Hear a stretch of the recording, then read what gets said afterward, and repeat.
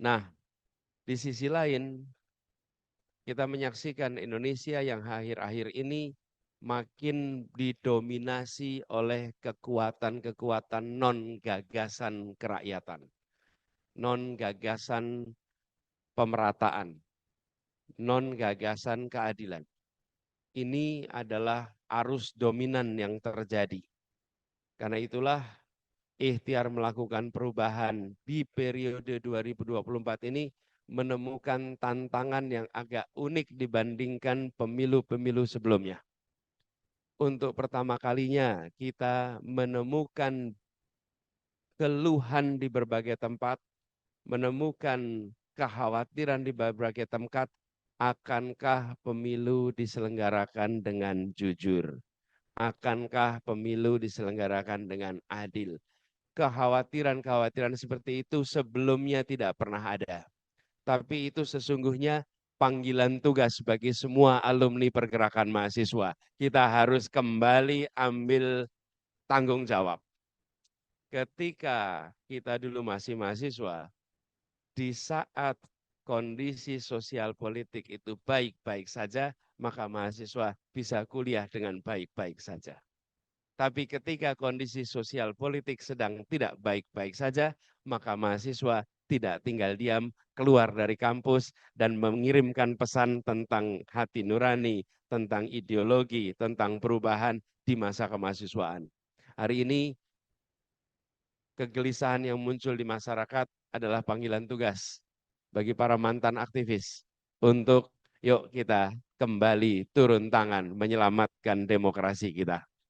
Kembali turun tangan memastikan bahwa proses demokrasi berjalan dengan baik. Lalu pesan yang kedua yang saya rasa tadi sudah digaungkan oleh Gus Muhaimin adalah pesan tentang bagaimana bersatunya unsur-unsur keumatan. Dan hari ini tanpa, kalau kita bisa di antara semua pengamat politik, tidak ada yang memberikan prediksi bahwa akan terjadi pasangan yang singkatannya Amin. Sampai dengan akhir Agustus tidak ada prediksi itu.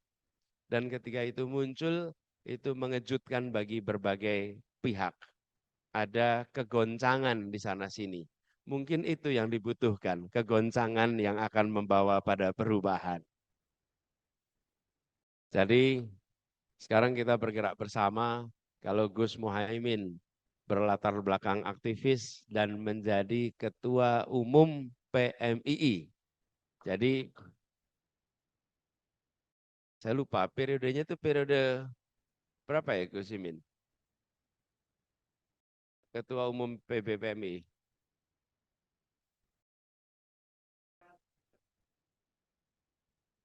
95 sampai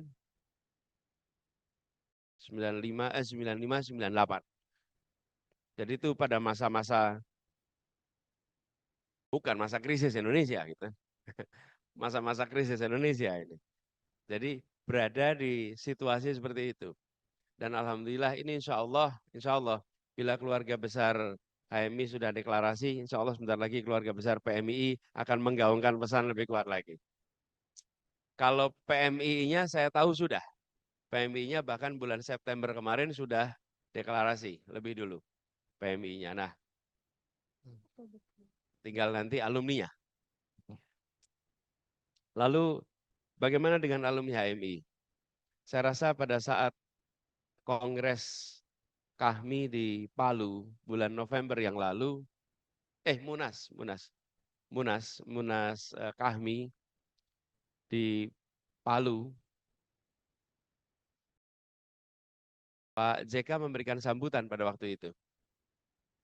Pak JK memberikan sambutan dan dalam sambutannya Pak JK menyampaikan bahwa alhamdulillah HMI telah menghadirkan begitu banyak kader-kader.